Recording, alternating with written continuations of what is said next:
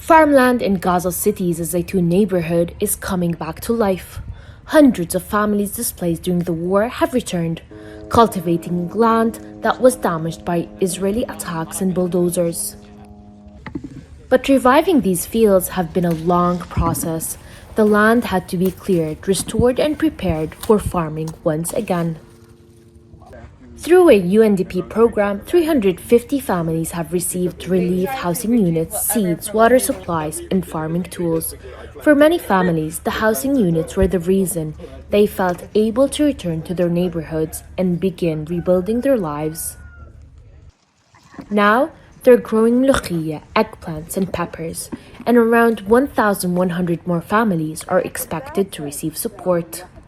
So what we have here is actually the elements of how we are trying to create and recreate the neighborhood for people. Behind me you can see some of the RHUs that we have brought in. So these are dignified shelters that provide sustainable sheltering solutions for people where they can start the process of rebuilding. But rebuilding the farms also means confronting one of Gaza's biggest challenges: water. Much of the Strip's water facilities have been destroyed.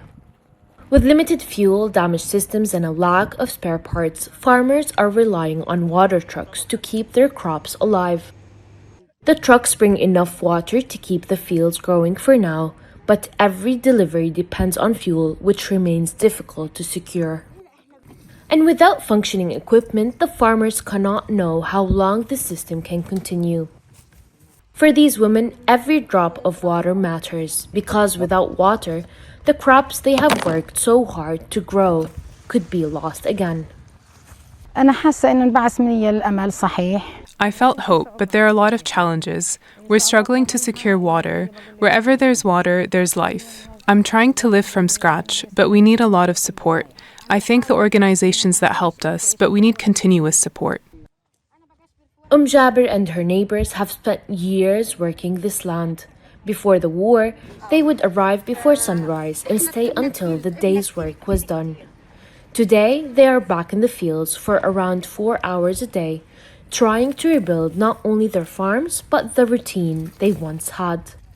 But this return is not possible for everyone. Many families are still unable to reach their farmlands, as their fields lie within the Israeli military's so-called Yellow Line. Their land is still there, but for now, it's under Israeli control. Here in the Zeitoun neighborhood, these women were counting the days to go back to their land, to go back to rebuilding. And today, they're farming and feeding all of the neighborhood. For them, this is a symbol of hope and resilience. Hind, Khoudary, Al Jazeera, Gaza, Palestine.